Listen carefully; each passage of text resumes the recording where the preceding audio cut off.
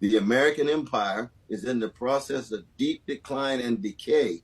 And what Gaza does is rip the veil and reveal an American criminality, an American hypocrisy, an American immorality that's been parading as this force for democracy and force for freedom around the world. Now, of course, so many brothers and sisters, especially in the global South, have seen this before, given all of the U.S. supports of the coups. We've seen it in Iran, we've seen it in Guatemala, we've seen it in Grenada, we've seen it in so many other places, overthrowing democratic governments.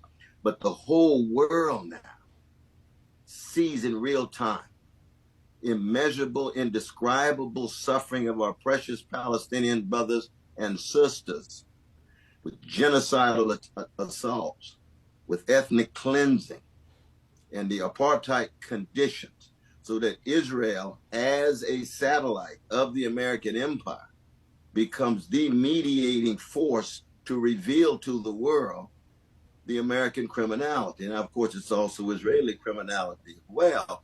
But for the most part, it could not proceed without American money, without American bombs, without American military support, and without American cover at the United Nations.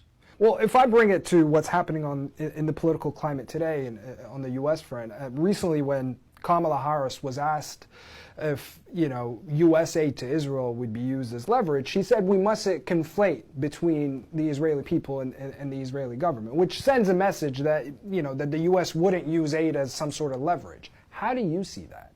Well, it's not even a question of the aid or not. Just look at how morally bankrupt the U.S. policy is in terms of creating a port on the one hand, and you're providing billions and billions of dollars to facilitate and enable the genocide on the other. Why? Because you won't confront the right-wing Jewish elites who are themselves making the decision to pursue the genocide, but America creates a condition for that pursuit.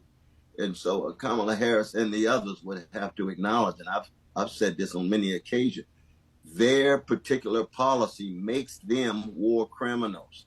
And there's no way you can attenuate your war criminality by providing humanitarian aid. No, you've got to shatter the conditions for the very possibility of the genocide. You don't allow the genocide and then come in with some charity. No, not at all. Not at all. It's the larger framework that needs to be examined. And I tell you this, my brother, at a very deeper moral level, because I speak also as one coming out of the revolutionary Black Christian tradition of Martin King and Fannie Lou Hamer. The fundamental problem of Washington's imperial policies is that they really do not believe that a Palestinian life and a Palestinian baby has the same value as a Jewish life and a Jewish baby.